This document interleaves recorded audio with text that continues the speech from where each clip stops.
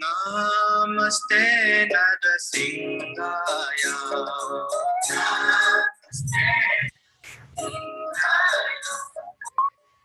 Namaste Narasingaya. Namaste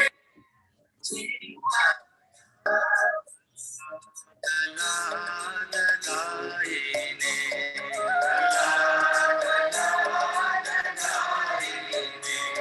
Hiranyakashi Purvakshaha. Hiranyakashi Purvakshaha.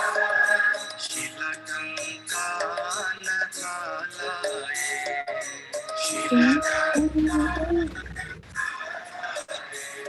Ito Narsinga Parato Narsinga.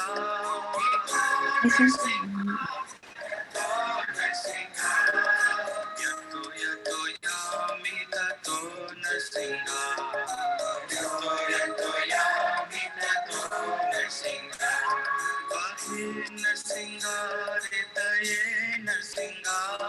Vahe Narsinga Hridaye Narsinga. Narasimhamadhim Sharanam Prapatye. Narasimhamadhim Sharanam Prapatye. Narasimhamadhim Sharanam Prapatye. Narasimhamadhim Sharanam Prapatye. Navakara Kamala Varenatha Adbhuta Shringar Dalita Hiranyakashipu Anubhinga Keshavadvita Narahari Rupa Jai Jagadish Hare Jai Jagadish Hare Jai Jagadish Hare Navakara Kamala Varenatha Adbhuta Shringar Dalita Hiranyakashipu Anubhinga Keshavadvita Narahari Rupa Jai Jagadish Hare Jai Jagadish Hare Jai Jagadish Hare Tapakara Kamala Varenatha Adbhuta Shringar Dalita Hiranyakashipu Anubhinga Keshavadrita Narahari Rupa Jaya Jagadish Hare Jaya Jagadish Hare Jaya Jagadish Hare Avatara Kamala Varenatha Adbhuta Shringar Dalita Hiranyakashipu Anubhinga Keshavadrita Narahari Rupa Jaya Jagadish Hare Jaya Jagadish Hare Jaya Jagadish Hare Keshavadrita Narahari Rupa Jaya Jagadish Hare Jaya Jagadish Hare Boleh karo? Keshavadrita Narahari Rupa Jaya Jagadish Hare Jaya Jagadish Hare Jaya Jagadish Hare Jaya Narsingadev Narsingadev Narsingadev Jaya Narsingadev Jaya Narsingadev Narsingadev Narsingadev Jaya Narsingadev Jaya Prahlad Maharaj Prahlad Maharaj Prahlad Maharaj Jaya Prahlad Maharaj Jaya Prahlad Maharaj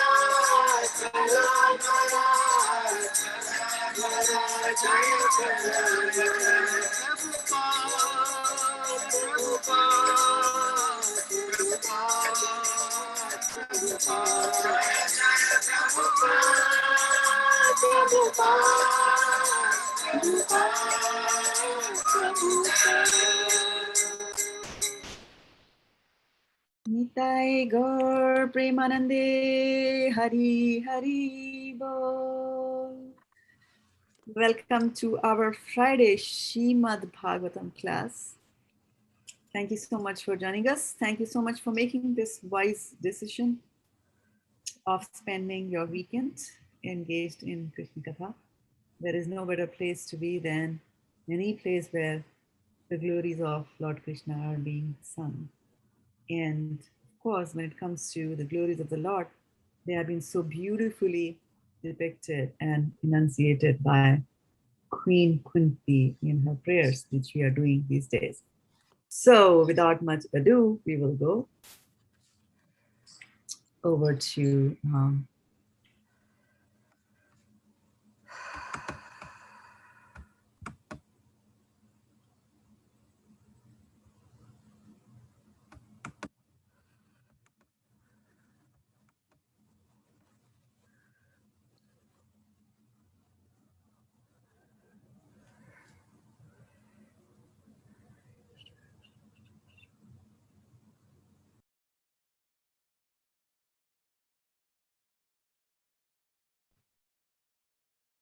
okay, so what happened to my preview window? Where did it go?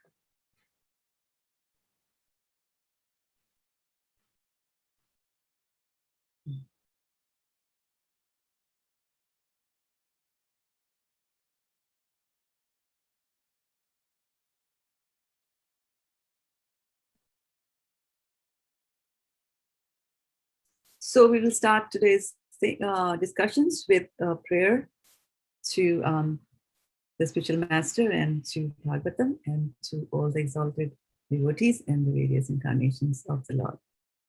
And here we go.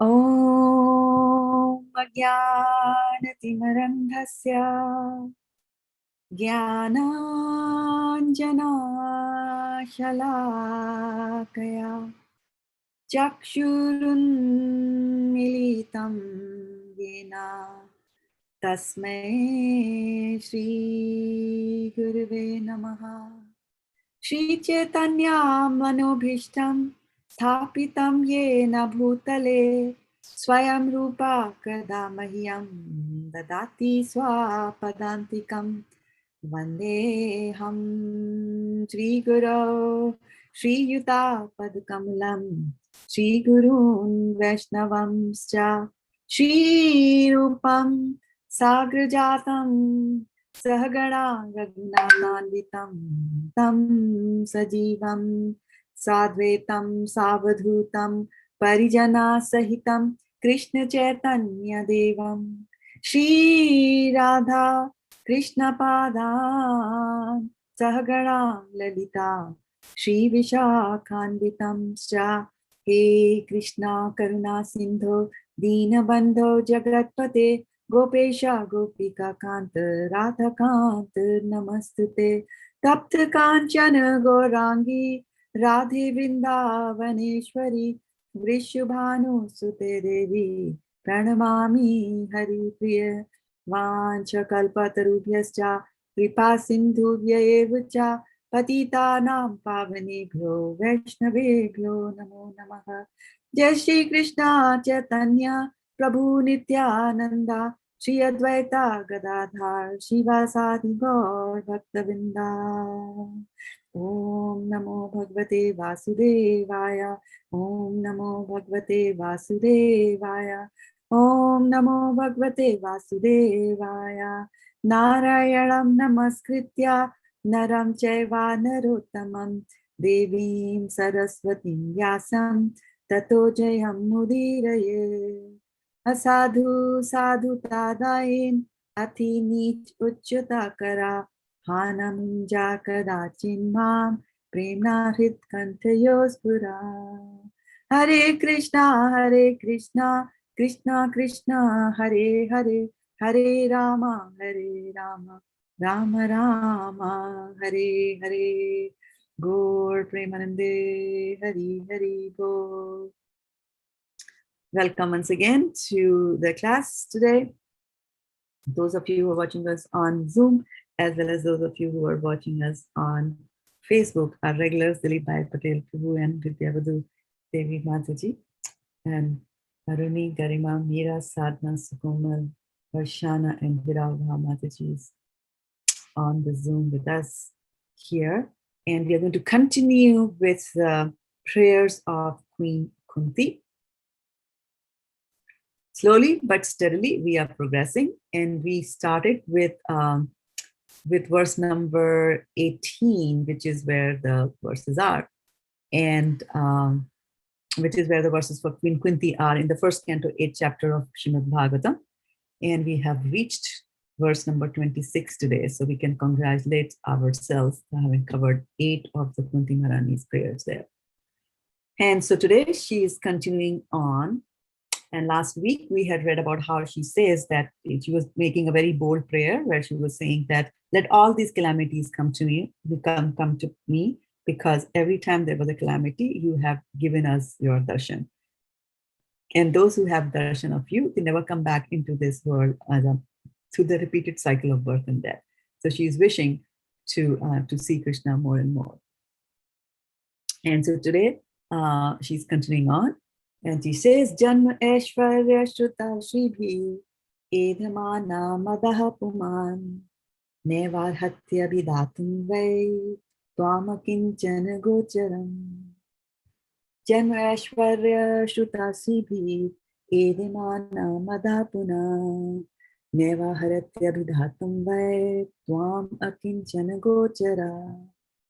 Janma Aishwarya Shruta Shribhi Edemana Madapuman Nevarhatya Bhidatum Vai Twamakinchana Gochara. Synonyms: Janma. So we all know what is Janma. Janma means birth.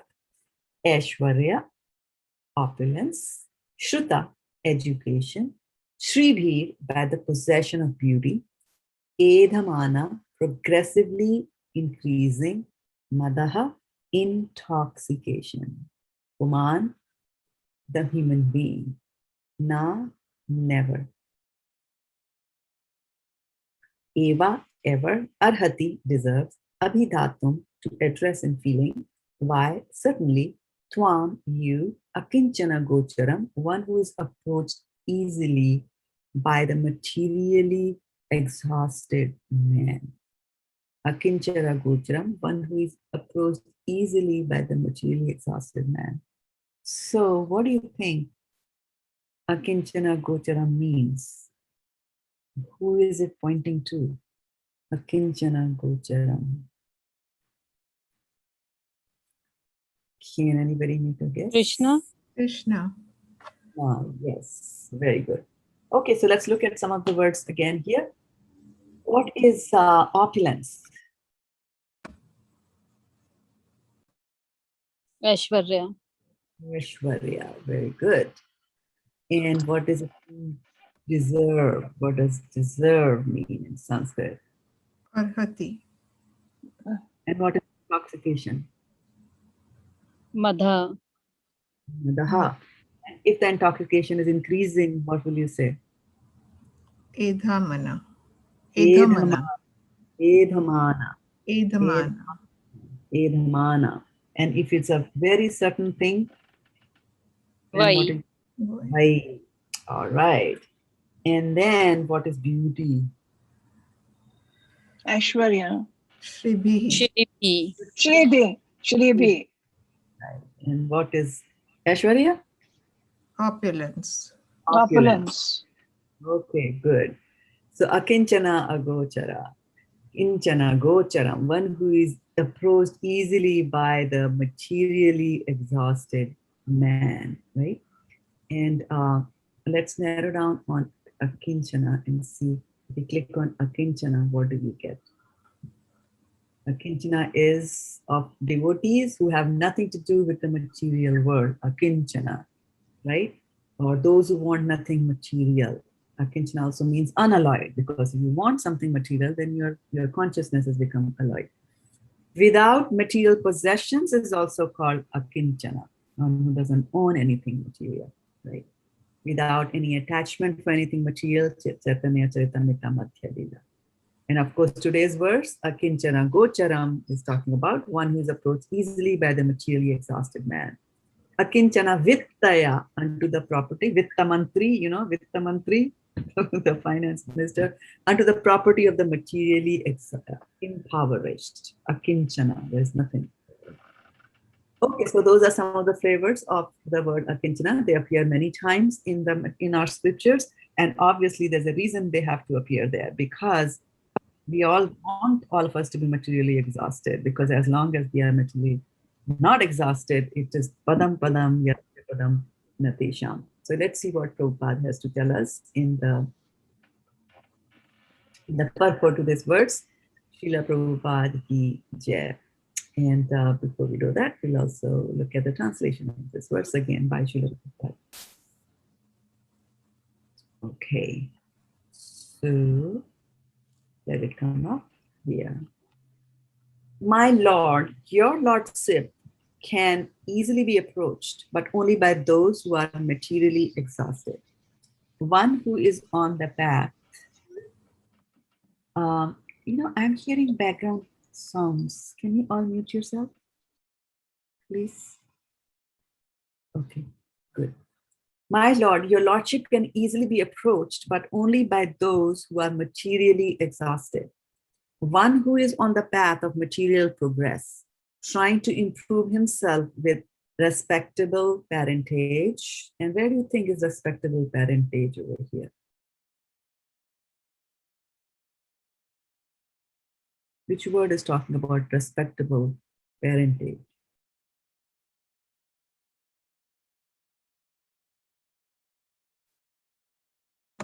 Could be Shruddha or no? Parentage, parents. Oh, parents.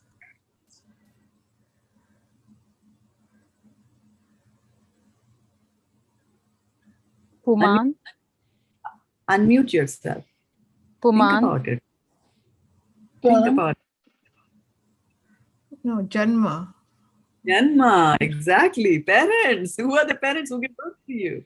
So parentage is where have you been born, right? That determines your parentage. Are you born in a pauper home or are you born in a king's home, right? So those are the opulences that we get. Okay, so respectable parentage, great opulence. People will try to do that, and if they're not born in a rich family or in a suitable and a glorious parentage, what do they try to do? They will try to get married into a house where there is, good parentage like that. So we're trying to adjust ourselves materially in this world. So you can be easily approached, but only by those who are materially exhausted. And now we are talking about how you can be materially engaged and entangled. And one of the ways of being materially entangled is to, you have to prove yourself that I am respectable. There's a lot of man in me. But why will people respect me? Either because I am born in a very high caliber family, so I will be respected. I'm the son of a king, I'm the son of a priest, and so on and so forth, right? And then great opulence, so Aishwarya is great opulence, right? And then high education, I'm a PhD from Stanford, so that is Shruti education, right? So here, high opulence and bodily beauty, which you said is Shri. Shri means beautiful. So another word for Lakshmi, which is supposed to be who's supposed to be very, very beautiful. Right? And bodily beauty cannot approach you with sincere feeling. And look at the words they have used here, saying bodily beauty. Bodily beauty is a very interesting thing. And he is not talking of the beauty of the mind. He's just talking about the bodily beauty, like, curled eyelashes and beautiful flowing hair and, like that. So if you have all these and you're trying to get all these, you'll never be able to, approach the Lord. Those are impediments on our path of devotional service. Purport by Srila Prabhupada. Being materially advanced means, note the word, means taking birth in an aristocratic family and possessing great wealth and education and attractive personal beauty. All materialistic men are mad after possessing all these material opulences, and this is known as the advancement of modern civilization. But the result is that by possessing all these material assets, one becomes artificially puffed up, intoxicated by such temporary possessions. Consequently, such materially puffed up persons are incapable of uttering the holy name of the Lord by addressing him feelingly, "O Govinda, O Krishna." It is said in the Shastras that by once uttering the holy name of the Lord, the sinner gets rid of a quantity of sins that he is unable to commit. This is such a powerful statement, that by once uttering the holy name of the Lord, and it has to be done sincerely, the sinner gets rid of a quantity of sins that he is unable to commit. So if you're able to commit 2 sins, then from your backlog, they will clear 3 sins or more by chanting the holy names of the Lord. Such is the power of uttering the holy name of the Lord. There is not the least exaggeration. So Prabhupada caught our mind. He read our mind, and we are just doubting and we're saying, how is it possible? And he's saying there is not the least exaggeration in this statement. Actually, the Lord's holy name has such powerful potency.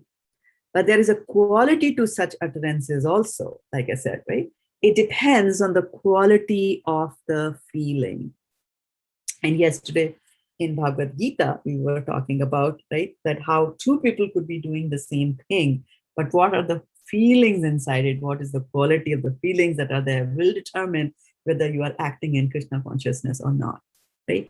So here also he's saying that, when you're uttering the holy names of the Lord, it depends on the feelings that are there. I mean, look at Draupadi, her feelings were complete, and Lord immediately appeared when she raised her feelings to that level.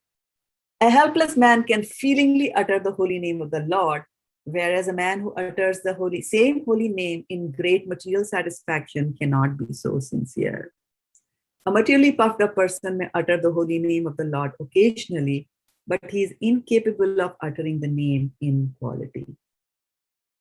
Therefore, the 4 principles of material advancement, namely high parentage, good wealth, high education, and attractive beauty, so these are the 4 listed by Kunti Maharani also, are, so to speak, disqualifications for progress on the path of spiritual advancement.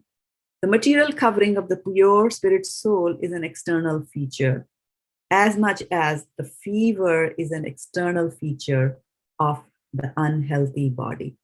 The general process is to decrease the degree of the fever and not to aggravate it by maltreatment. Sometimes it is seen that spiritually advanced persons become materially impoverished. This is no discouragement. On the other hand, such impoverishment is a good sign as much as the falling of temperature is a good sign. The principle of life should be to decrease the degree of material intoxication, which leads one to be more and more illusioned about the aim of life. Grossly illusioned persons are quite unfit for entrance into the kingdom of God. Grossly illusioned will become the murkhas, right? Yesterday we had talked about vidwams, avidwams, right? Like that. Sumedhasa. So here they are talking about that if you have material opulences, then it'll drag you to that level that you will become completely intoxicated. And so these 4 opulences which are there are being talked about as they are detriments, and they will lead you to get away from Krishna consciousness. So let's see. Let's look at these 4 that are talked about. So why do you think beauty is going to take you away from Krishna consciousness? Beauty is good. Lakshmi is beautiful. What's wrong if I'm beautiful also? What's wrong about that? Mataji, Hare Krishna Mataji, Dandat Pranam. Matati, material things and the beauty, they go ill with, I mean, the spiritual life and the material life go ill with each other. So beauty also comes in that, you see. So if the person is beautiful, he will be very puffed up about his beauty and the material opulences also. So it will go ill, it will go against the spiritual advancement. So it is better not to have One those reason. and think about. So to summarize what you said in a simple way, you said that beauty will lead to arrogance or pride, right? Yeah. And pride is a deterrent. Okay, that's one reason why beauty will be a deterrent. Suppose I don't have pride. Suppose I'm not proud that I'm beautiful. How will that be a deterrent? Then how will beauty be a deterrent? So you will only think about your beauty and not about Krishna's beauty. So Okay. Mataji, I think it's based on body concept. Okay, so it'll tie you to the body concept. Okay, good, good. You see, okay, what else? How else can being obsessed with your own beauty?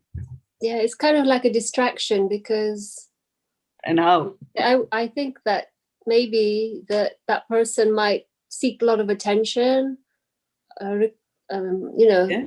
just it's kind of identifies themselves in a very different way, and so they go through the world expecting a lot of attention. Maybe, I don't know. And they get it. They get Right? it. They get it also, and which Right. is it will lead again to man, as Varshana Mataji was talking about, right? And then you could also get obsessed with trying to maintain your beauty, right? Which is a big chore. Now go sit in the steam bath for 3 hours and get a body massage, face massage, then this and that, right? Then clothes have to go, then jewelry, then you have to work hard to get all of that. So you see, all these things are so entangling, so that they will take you away. So these opulences actually, look only good on the Lord. And I just wanted to, for old time's sake, many, many months ago, seems like just yesterday, but it's actually many, many months ago, we had talked about the 6 opulences of the Lord, right? We picked up from the Vishnu Puran, and we had shared. Yes. Yeah, you have memorized that, if I remember correctly, right? Yeah. Okay, why don't you give it to us then? Yeah. Aishwaryasya samagrasya viryasya yasasa shriya gnana vairagya yoschaiva shannam bhaga itingana. Sharnam Bhaga Itingana. Very good. And the meaning for that is? Full wealth, beauty, fame, knowledge, and renunciation. Right. These are the 6 opulences of the Supreme Personality of Godhead. So we remember that, right? So these are the 6, as long as they are with the Lord. See, Lord is very powerful. He can handle all that. We are not able to handle any of that.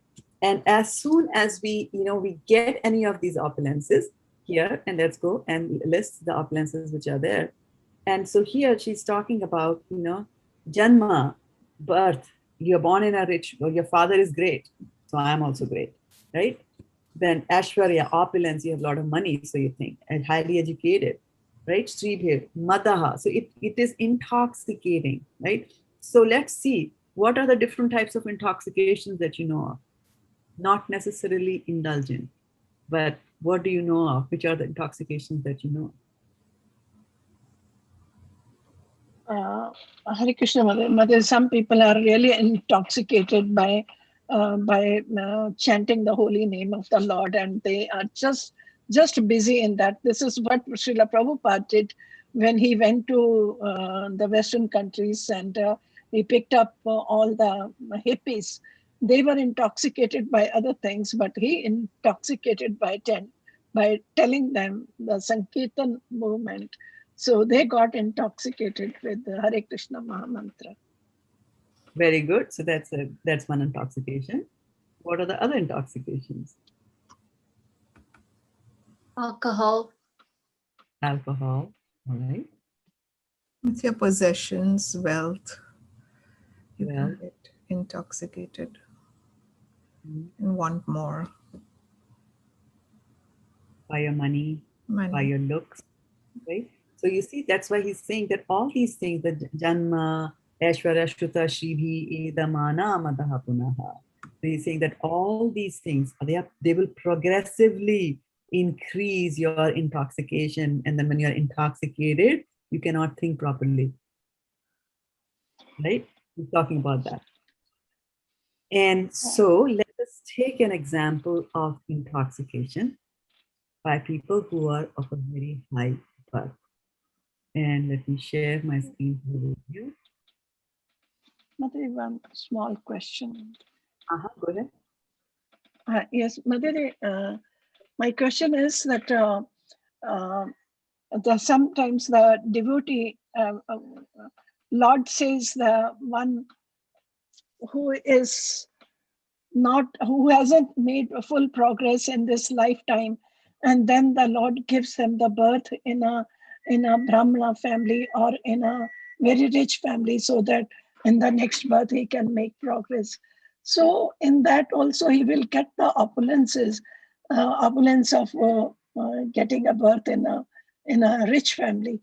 In that case, Mataji, won't he be deviated from his path? Yes, there is a high chance. There is a very high chance of being born in a higher family, and then you will deviate. You will deviate, and once you deviate, you will suffer. And once you suffer, you will go back. You will come back. So we remember, as long as we remember that the sufferings that when we undergo are actually purification. So one has to understand this, and Prabhupada used a very good example over here when he was talking about having a fever, right? And he had said that in the Bhagavatam, that fever is an indication that the body is unwell, is unhealthy. So similarly, we also have to understand that I am feverish, and my fever is I have got a jwar, and that jwar is the materialist fever, right? So I've been stuck by the material bug, and that's why I'm feverish. And so I need to have some purification. I need to have a doctor come and give me some injection or give me some bitter medicine to cure myself of that. So similarly, those who are not successful in their life, but are not in their transcendental pursuits, but are also not very highly advanced, then Krishna will place them in a family where there is opulence. And the idea is that when you have that opulence, right? When you have that opulence, you also have got from your previous birth, you have got the samskaras, which will, impel you towards Krishna consciousness. However, Maya is strong and can catch us very, very quickly. And actually, let's read the from Bhagavatam what I'm going to bring, and that will answer your question as to what happens and what happens even when these kind of devotees, they fall down. So remember that those who are demigods, those who become demigods, are actually devotees of the Lord. So they are devotees of the Lord, but they have got some material desires out there, right? And so you are chanting the holy names of the Lord. Chanting the holy names of the Lord will purify you. But today's verse talked about the quality of the chanting, right? What was the quality? So if the quality was not good enough, it will give us some benefits, right? But not quite, not 100% like that. And you might, and you have other desires also. I'm chanting also, but I want to become the CEO of my organization. So, you have a desire there. So you will be elevated because you're a devotee of the Lord. You can get elevated to the heavenly planets, and they will say, what do you think? Why do you want to become CEO of Facebook or Google? You can become the CEO of this universe, and I'm going to make you Brahma or something like that, right? It depends on your devotional credits also. So demigods are originally, and they are devotees of the Lord. Whatever they do, they will think about the Lord, but there is so much of opulence there. And so you remember when we talk about the lower planetary systems, the middle planetary systems and the upper planetary systems, we always talk about that the best place to be is in the middle planetary systems, not in the upper planetary systems, because there is too much of opulence there, and I can be madahapuman. It can intoxicate me. In the lower planetary system is worse, because in the upper planetary system there is still presence of God, and the knowledge and the consciousness of God is there, and plus there is opulence. So if you're able to control yourself, and cross over, you will just go to even higher planet, and from there you will get out of this universe. But if you go to the lower planetary systems, there is even more opulence than what is there in the upper planetary systems, right? Even more opulence. However, there is no Krishna consciousness there. So once you are there, you'll stay there for a very long time, just enjoying. So it's like upper planets are Disneyland, fun. But lower planetary systems is like Las Vegas. You don't even know. So it's better that we stay here. So being elevated and becoming a demigod is not a very elegant thing that can happen to you. The better is to stay here, be in normal circumstances. You have karmic reactions, you have good and bad, you have sufferings, you have a short life. But even in this short life, if you pursue Krishna consciousness seriously, then you'll be able to go back to Godhead like that. And let's see what happens here, right, to the people. So let us share this screen with you. And welcome to those of you who have joined us later in our session. And please somebody confirm that you can see my desktop number 2. Can you? Yes, we can see. Okay, fantastic. Thank you.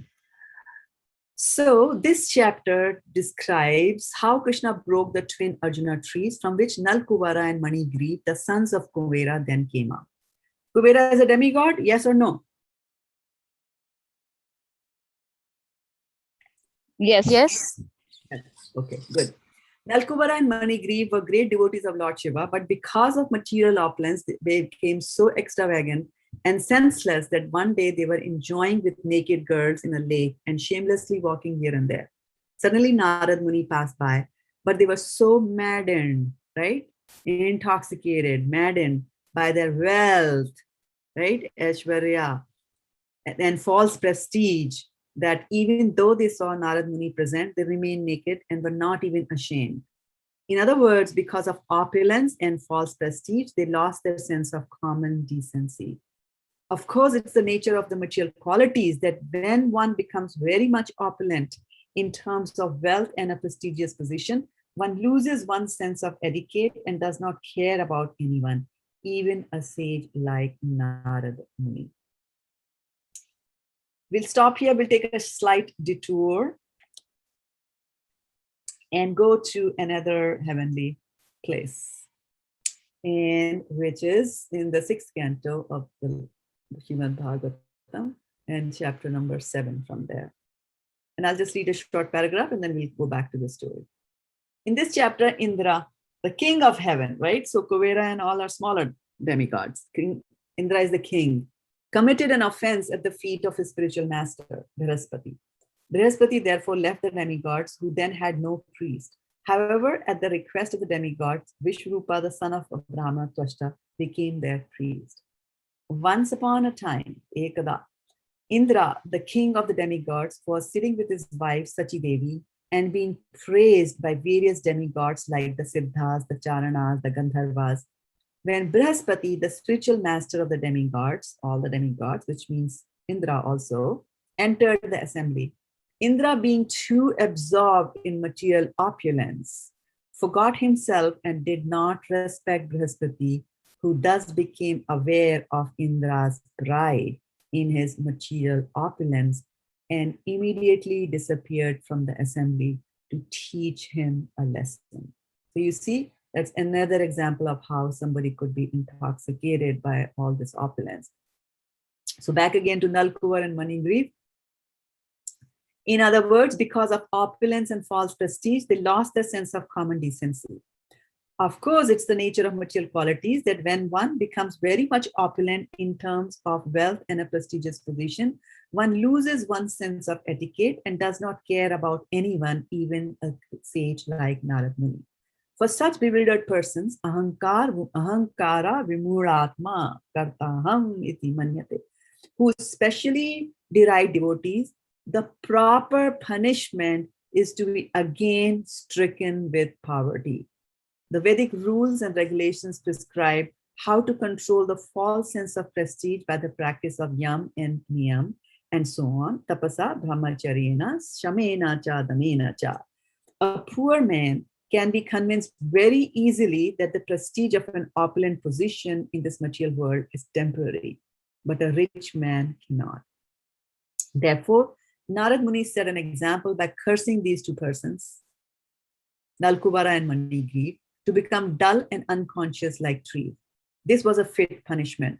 But because Krishna is always merciful, even though they were punished, they were fortunate enough to see the Supreme Personality of Godhead face to face. Therefore, the punishment given by the Vaishnavas is not at all punishment. Rather, it's another kind of mercy. By the curse of the Devarshi, Nalkuvara and Manigriv became twin Arjuna trees and remained in the courtyard of Mother Yashoda and Nand Maharaj, waiting for the opportunity to see Krishna directly. Lord Krishna, by the desire of his devotee, which is Narad, uprooted those Yamal Arjuna trees, and when Nalkuvar and Manigriv were thus delivered by Krishna after 100 years of Devas, not our 100 years, 100 years of the Devas, so it's a very long time, their old consciousness revived, and they offered Krishna prayers suitable to be offered by demigods. Having thus gotten the opportunity to see Krishna face to face, they understood how merciful Narad Muni was, and therefore they expressed their indebtedness to him and thanked him. Then, after circumambulating the Supreme Personality of Godhead Krishna, they departed for their respective abodes. King Parikshit inquired from Sukdev Goswami, "O great and powerful saint, what was the cause of Nalkuvaras and Manigrivs having been cursed by Narada Muni? What did they do that was so abominable that even Narada, the great sage, became angry at them? Kindly describe this to me." Sukdev Goswami said, "O King Parikshit, because the two sons of Kuvera had been elevated to the association of Lord Shiva, of which they were very much proud, they were allowed to wander in a garden attached to Kailash Hill on the bank of the Mandakini river. Taking advantage of this, they used to drink a kind of liquor called Varuni. Accompanied by women singing after them, they would wander in that garden of flowers, their eyes always rolling in intoxication. Within the waters of the Mandakini Ganges, which were crowded with gardens of lotus flowers, the two sons of Kuvera would enjoy young girls, just like two male elephants enjoying in the water with female elephants. O Maharaj Parikshit, by some auspicious opportunity for those two boys, the great saint Devarshi Narada once appeared there by chance. Seeing them intoxicated with rolling eyes, he could understand their situation. Upon seeing Narada, the naked young girls of the demigods were very much ashamed. Afraid of being cursed, they covered their bodies with their garments, because they are at a lower level than Manigriv and Nalkuvara. Their mother is much less. May have maybe beautiful bodies, so might be thinking about their beautiful body, but there's still some shame left in the girls. But the two sons of Kuvera did not do so. Instead, not caring about Narada, they remained naked. Seeing the two sons of demigods naked and intoxicated by opulence and false prestige, Devarshi Narad, in order to show them special mercy, desired to give them a special curse. Thus he spoke as follows. Narad Muni said, "Among all the attractions of material enjoyment, the attraction of riches bewilders one's intelligence more than having a beautiful bodily features." It's very, very important, right? That money is worse than beauty. Taking birth in an aristocratic family or being learned. So money is the ultimate killer. When one is uneducated but falsely puffed up by wealth, the result is that one engages his wealth in enjoying wine, women, and gambling. Unable to control their senses, rascals who are falsely proud of their riches or their birth in aristocratic families are so cruel that to maintain their perishable bodies, which they think will never grow old or die, they kill poor animals without mercy. Sometimes they kill animals merely to enjoy an excursion. Like, I'm going hunting. Want to come with me? While living, one may be proud of one's body, thinking himself a very big man, minister, president, or even a demigod. But whatever one may be, after death, this body will turn either into worms, into stool, or into ashes. If one kills poor animals to satisfy the temporary whims of his body, one does not know that he will suffer in his next birth, for such a sinful miscreant must go to hell and suffer the results of his actions. While alive, does this body belong to its employer, to the self, to the father, the mother, or the mother's father? Does it belong to the person who takes it away by force, to the slave master who purchases it, or to the sons who burn it in the fire? Or if the body is not burned, does it belong to the dogs that eat it? Among the many possible claimants, who is the rightful claimant? Not to ascertain this, but instead to maintain in the body by sinful activities is not good. This body, after all, is produced by the unmanifested nature and again annihilated and merged into the natural elements. Therefore, it is the common property of everyone. Under the circumstances, who but a rascal claims this property as his own, and while maintaining it, commits such sinful activities as killing animals just to satisfy his whims? Unless one is a rascal, one cannot commit such sinful activities. Atheistic fools and rascals who are very much proud of wealth fail to see things as they are. Therefore, returning them to poverty is the proper ointment for the eyes so that they can see as they are. At least a poverty-stricken man can realize how painful poverty is, and therefore he will not want others to be in a painful condition like his own. By seeing their faces, one whose body has been pricked by pins can understand the pain of others who are pin-pricked. Realizing that this pain is the same for everybody, he does not want others to suffer in this way, but one who has never been pricked by pins cannot understand this pain. That's it. So I will stop over here, having waxed eloquent about from the Shastras, taking the help of the Shastras as to how money can intoxicate you. And it's not necessary that money will always intoxicate you. And a classic example of that is Amrish Das Prabhu, who is of the Ford Motor Company, right? Yes, he's maintained his opulences and he has maintained his devotional service side by side. But padam padam yadvipadam natesham, unless either you be an exalted devotee like he is, otherwise, if you are an Alkovera or a Manigri, you can see what's going to happen there. And if they fall down and if they suffer, then understand that that suffering is also a mercy of the Lord. So when you see that there is mercy of the Lord in everything, and this is what happens, that when good things happen to us, we win a lottery, or a child comes first in a class, things like that. So then we think, oh, the Lord is being merciful to me. But when bad things come to us, we do not think like that. We just say that, why is Krishna punishing me? Why is Krishna punishing me? Right?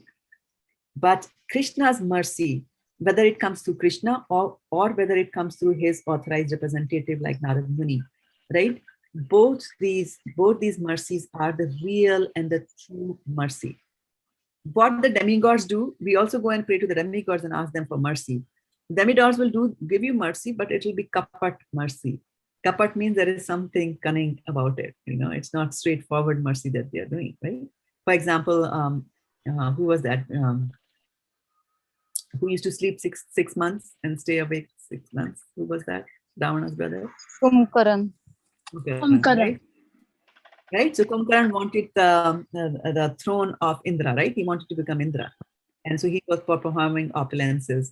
And then when he's about to get the benediction, all these demigods gang up together and Saraswati comes and sits on his throat. And instead of saying that I want Indrasan, he says, I want Nidra Asan. So you see, he sleeps all the time. So there is always some kind of a cunning thing involved. There'll be some repercussions, there'll be some fine print always like that. When you're going for these materialistic things, and whatever materialistic thing that you do, you will always end up being entangled. So although I might be very rich and enjoying it, but not Krishna conscious, and although I might still say, praise the Lord, or, Krishna is merciful, but I might not mean it. So that sincerity is not going to be there. And to become sincere is a very difficult thing. Becoming sincere is a very difficult thing.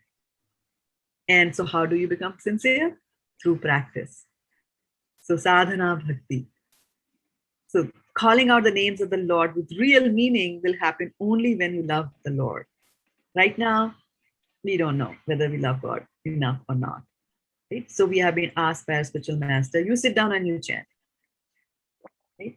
And after over a period of time, when the love for Krishna increases, then your desire to chant will also increase, like that. And then your calling of the names will also become sincere. But in the beginning, it is not there. We hate it. Oh, I have to get up for Mangalarti. Oh, I have to take a shower. It's very, very cold. Oh, I have to do this. Oh, I have to do that, right? But when you fall in love with the Lord, then those things don't matter. I mean, we hear, you will jump out of the bed every morning because you have got this strong urge to, get a shower, get ready. I want to read the Bhagavatam. I want to sit and chant. I want to go for Mangalarti, and so on and so forth.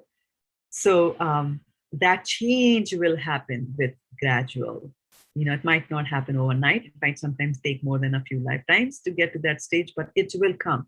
And the reason is that the names of the Lord are powerful in themselves. So sometimes we see that, one of the old man sitting in a rocking chair in India.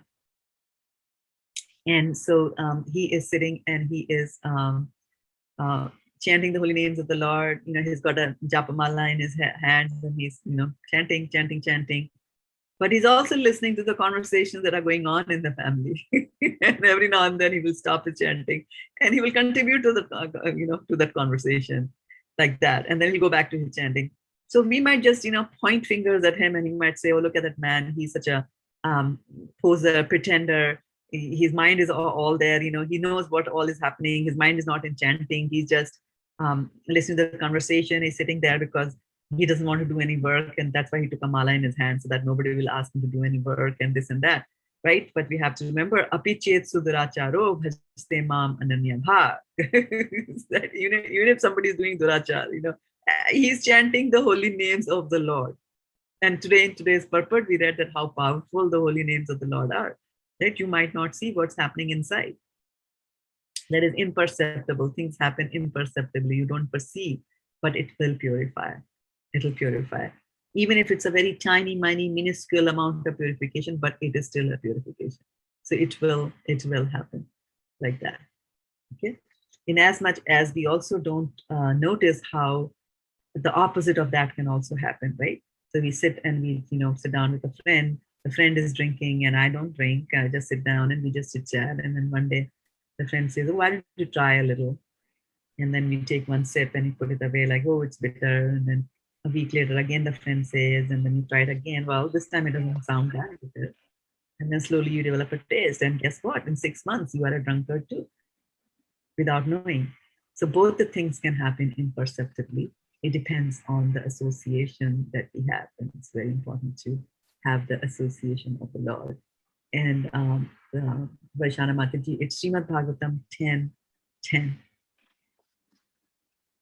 for the chapter number for this Valkuver and my Thank you. All right, so I will welcome. I'll stop here now and open it up for questions, any reflections, anything that you read that you like.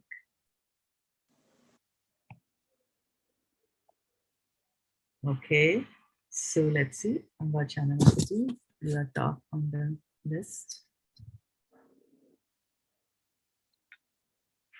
Mataji, this is 1:10:10. 10:10. Canto 1. No? 10:10. You asked the chapter number, right? You asked the chapter number, so I'm giving you 10:10.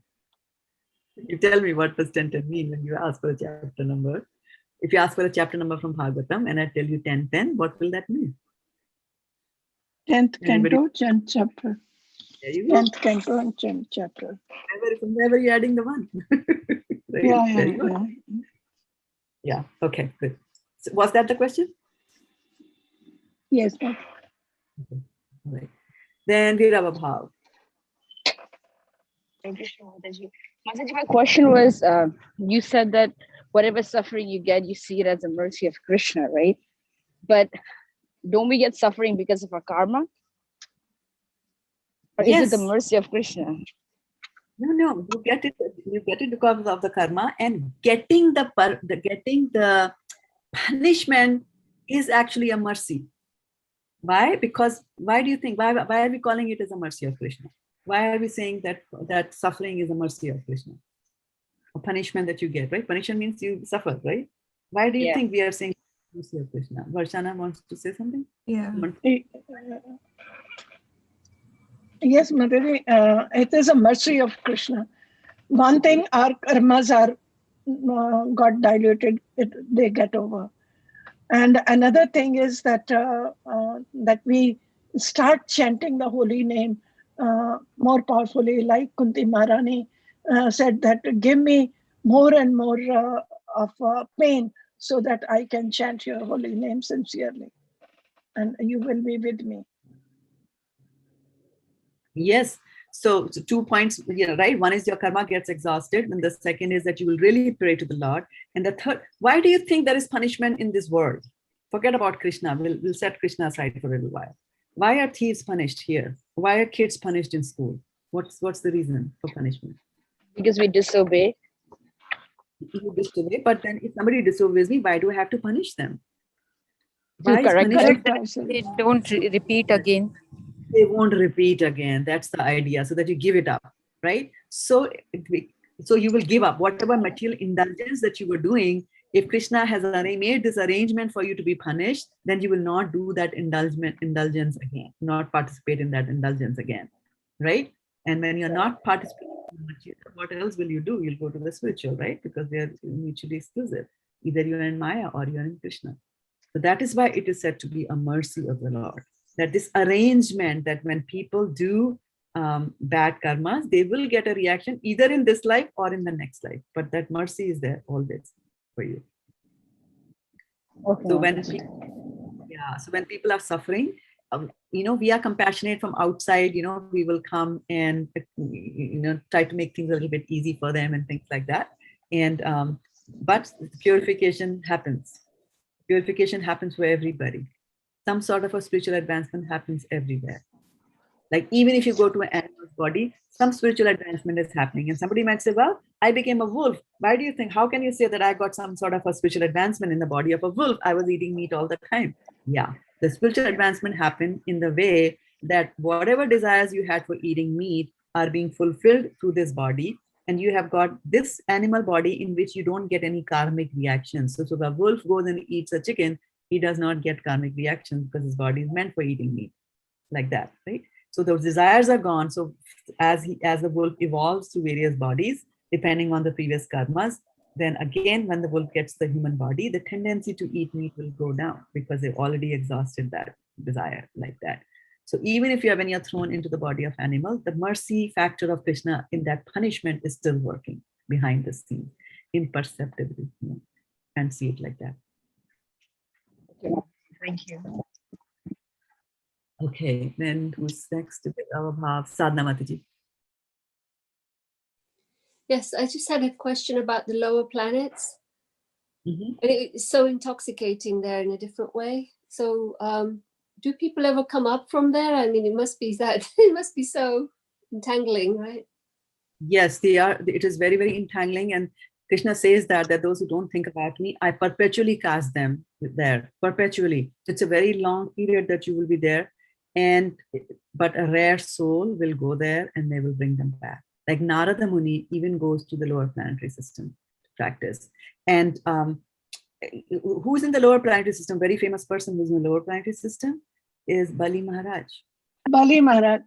Madhuri, I had a question about Bali Maharaj I wanted to ask.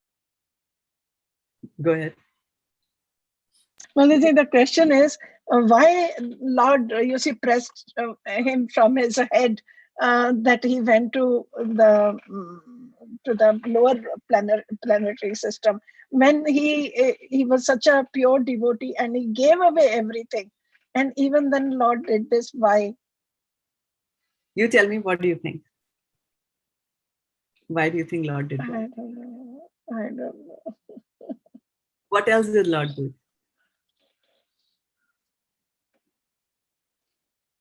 Lord put him there. He became the gatekeeper. He became there, right? Yeah. So what Lord wanted him to do was to stay there. The Lord has to take care of both his devotees. Who is the other devotee that Lord has to take care of? Indra. Indra. Shukra. Indra. Shukra, Indra, yes. No, yeah. take care of Indra. Indra. Indra and Bali are fighting, right? Bali wants to get that position. And so Krishna has arranged it. Bali, because of whatever he's doing, Bali will become the Indra in the next life. In the next birth, he will become Indra. It's predicted.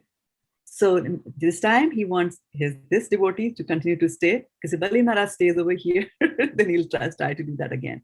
So Bali, he was pushed down into the lower planetary system. However, because Bali Maharaj is also his devotee, right? So Krishna agrees to go and be his doorkeeper there.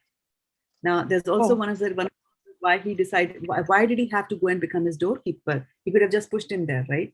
Let Bali Maharaj stay there, enjoy. But in the lower planetary system, there are I think 3 or 4 types of women that you find there, right? There are Kaminis who will, full of lust, and there are, Pumsas. I think Pumsachalis are there, who will marry any man that they like. There's another variety who will marry different types of men. And they're very, very beautiful, very, very intoxicating. And they have very nice alcoholic beverage also, that they, when a man goes there, they will give them that beverage and then, enjoy, because those women are meant for those women, life is meant to be enjoyed. That's what they do. That's what the Bila Swarga is, the Swarga below. And so Krishna also goes and stays there to protect his devotee from such women. That's why he becomes the doorkeeper, so that none of such women will dare enter and spoil the things. Because Bali Maharaj is exalted, but you remember, he's not as exalted as Haridas Thakur. Haridas Thakur, Maya herself came in the form of prostitute, but he was a very high exalted level of a devotee. Haridas is the incarnation of Brahma. He's at a higher level of devotional service, so he was able to control himself. But not exactly Bali Maharaj, because what is Bali Maharaj's next destination? It's Indra. It's not a very, it's high position, but not very high in the devotional service. Now, one might just think that, why Indra, who is a demigod, which means he's a devotee of the Lord, right? So Indra is a devotee of the Lord. That's why he became a demigod. And why does Indra do all these kinds of things? People are praising you. Now here we are in the lower planet, in these middle planetary systems, and we are reading about Ede Mana Madapumaha. So we have understood it that all these opulences are going to intoxicate you. Indra was also a devotee of the Lord. I'm sure he has read the Bhagavatam. Why does he not understand it? Why does Indra keep on doing things all the time? All the time. Now this story where we were reading, when his own spiritual master is, unhappy with him. And so he goes somewhere, and as soon as the spiritual master gets angry with you, all your opulences go down, all your strengths are thrown away. So as soon as the spiritual master was gone, immediately there's such a powerful network. Hey, Indra's spiritual master has become angry. What happens? Immediately the asuras come and attack. And Indra has lost all his powers. And Indra has lost all his powers. All the demigods have lost the powers, because when the king is gone, if the praja is gone, all of them lost the power. So they were defeated. And so now Indra is, worried. So now he goes and talks, and somebody's saying, okay, now you go and do this yajna. So we talked about that. He got, Vishrupa to come and do the yajna. So first he has annoyed his spiritual master. And now he has gotten another spiritual master in the form of a priest. The priest is there as a spiritual master. And then he sees there were some aberration in the way this person is doing the worship. So he takes off his sword and he chops off the head. It's like, didn't you get it, Indra? Just now you were bad. You were, you showed arrogant behavior to your spiritual master. You lost all your opulences. You have been defeated in the war. And here you are sitting down to do a yajna to save yourself. And then you go and kill the very priest who is doing it for you. Don't you get it? Why does Indra behave like that? And this is not just one thing. I mean, Indra, can do all kinds of things, right? He will go dressed as somebody else's husband, try to enjoy the wife. All kinds of nonsense that we do, Indra is doing, right? So one might just think that, why is it like that, right? So let's go back and look at our source. Our source is Lord Krishna, right? And whatever qualities that we have come from Krishna. If you talk about lusty desires, well, Krishna is the best in everything. So if you think that we are lusty enough, Krishna is millions of times lustier than us. So Indra is actually an incarnation of the Lord that represents that potency. For example, Krishna also has got bhakti inside him, right? So the bhakti incarnation of Krishna is Narada Muni, right? Similarly, the Gyan incarnation of Krishna is Vyasdeva. And the lusty, the incarnation of Krishna that represents the lusty desires is Indra. And his counterpart, Sachhi-devi, is the female counterpart of that, right? So that is why you will see that although Indra is a devotee and although he's the king, he will seemingly do these kinds of things because he is representative of that potency of the Lord. And for us, we have just got to go and see that, look at the life of Vyasdeva, look at the life of Narada Muni, look at the life of Indra, and the choice is yours. Which potency of the Lord, which Aishwarya of the Lord you want to focus on, right? He has got so many aspects. So the Shastras, through these stories of Indra, are actually telling you how to lead a proper life here. After all, what is Indra? It's again a material designation. It's something in the material world. Not too big, not too fantastic. Actually, one person was in the temple and he asked Prabhupada, have you seen Indra? And Prabhupada was so annoyed by that question. And he said that, how does it affect you whether I have known Indra or not? Whether I've seen Indra or not? How does it affect you in your devotional service? He was annoyed at that question. And then somebody from in the front of the class, stood up and he said, actually, Indra will benefit if he sees Srila Prabhupada. So you see, he's telling you the position of Srila Prabhupada as compared to the position of Indra. Why? Because Srila Prabhupada is again showing you the devotional aspects of Krishna, the devotional part of Krishna.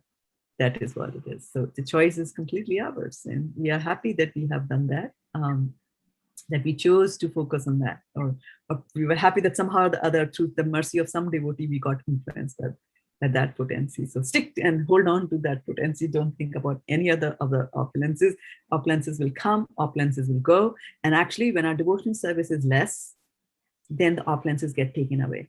And then later on, you will see that there are some devotees who are very exalted and whose consciousness is at that level, that they can control themselves. And all these opulences are not going to intoxicate them. After all, Kunti Maharani was opulent. She was beautiful. She's intelligent. She's born in a good family. She has got all of these, right? She had a fair share of poverty also, but in the end, her sons ruled the whole world. So talk about that opulence, right? So all these prayers that she's doing is after the Mahabharat war, when her son has been made the emperor of the world. So, unlimited opulence, so to speak. But she still has retained that devotional service because she's a very high caliber devotee. So this kind of intoxication, etc., happens to those who are, not that at that high level of advancement in the devotional service. Sadhana Mataji, is that a previous hand that is raised or a new hand that is raised? Sorry, that's previous. Let me remove it. All right. So Vaishana Mataji, I know, has 2 hands raised. Mataji, if this is the case that Krishna, as you said, he has this opulence of being lusty. But Mataji, Bhisham Pitama, when he was on the bed of arrows, that time Krishna appreciated him as the most pious, and he led a brahmacharya life all through. And he said that no, you are a better brahmachari. He told Krishna. So how isn't this contradictory statement? Yes, and Krishna is all contradictory. So Krishna is also the best of brahmachari and he's also the best of the lusty. That is Krishna. That's why we say achintya. It is achintya, right? And then our acharyas will also tell you that Bhishma Pitama has a relationship with Krishna. What do you think was their relationship? What sort of relationship was that? What rasa was going on between him and Krishna? Were they friends? Were they... Guru Shishya? Sorry? Guru Shishya? No, I'm asking about the 5 relationships. You know, Dasya, Sakhya, Vatsalya, Madhurya, and then the lesser Dasya. one. His relationship with Krishna is Veer Ras, because when they are fighting, remember? He challenges Krishna, and then today I'm going to kill Arjuna, and then let us see. And then Krishna, runs after him with his chakra ready to kill him. And then, of course, Arjuna puts all those arrows, right? And he's lying on his arrows. So Prabhupada describes in the Bhagavatam, and he says that, this is it's very difficult to even Veer Ras valor, right? Veer Ras also has got minglings of Shingar Ras. And so he gives the example that when there are 2 lovers and they are, being intimate, they sometimes even bite each other. Now, who would say biting? Like, only dogs bite me. How dare you bite me? You say you love me, you're biting me. But it's not like that, right? So similarly, although he was sitting in so many arrows, and how many arrows did Arjuna put into Bhishma Pitama? That in between 2 arrows, there was no space to put a 3rd arrow. It was that close. He had put them that close. So there were thousands of arrows in his body. But all the arrows, he was feeling them as if it was a bite of a lover. Because sitting on the Sharyas, when you read in the 9th chapter of the 1st canto, you see that, he's very happy because he's able to see Krishna. From where he was lying down in his chariot, he's enjoying. And all these arrows are feeling as if they are the bites of a lover. And so in that relationship, he's there. So, Bhishma Pitama might have been a brahmachari in the material sense of it. But there's something else going on, on the spiritual plane. So, yeah, Achintya. All right. So very, very good. This brings us to the conclusion. And tomorrow we're going to have recitation from Bhagavad Gita in the evening, again, to pray for those who are suffering due to COVID and otherwise, and those who have lost and left their bodies. Time, does anybody remember what time did Chukarupa Mataji post? Is it 5:30 Pacific Standard Time? Yes, 5:30. 5:30. All right, so 5:30 assemble there again, all of us. Thank you so much for joining the call today. And I see a name, and please pardon me, but I see a name, Priyanka Taneja. That's Simmi's daughter, Priyanka. Simmi Mataji's daughter. She may be using her laptop. Okay, good. Yeah. All right, Simmi Mataji. Hey, good to see you. Okay, fantastic. Okay, so we will we'll assemble again tomorrow, from today until tomorrow. Think about the Aishwaryas, and if you want to memorize the words, where can you find these words? It's from the Vishnu. No, Vishnu Puran, yes. No, it is in Sankirtan. Yes, Yes, very good. Sankirtan is also there. nityasankirtan.com. If you go to nityasankirtan.com, you will see that. Okay. And when you go to nityasankirtan.com, there's a tab called Touch Me Not. And I will tell you, please don't touch it. Don't go there. It's probably. Alrighty. Vancha kalpatarubhyascha Vacha patitanam pavanebhyo vaishnavebhyo. Namo namaha. Go Premanande. Thank you, Shraddha Mataji. Thank you so much, Mataji. Thank you, Mataji. Hare Krishna. Thank you. Hare Krishna. Thank you. Hare Krishna, Mataji. Hare Krishna, everybody. Very, very nice. Namasya is also there. Oh, so is Meera. They were quiet today. Aruni, fantastic. Virabha, very, very good. Okay. Good to see you all, and we will meet again in less than 24 hours. That's the promise that we are making. Hope Krishna fulfills that promise.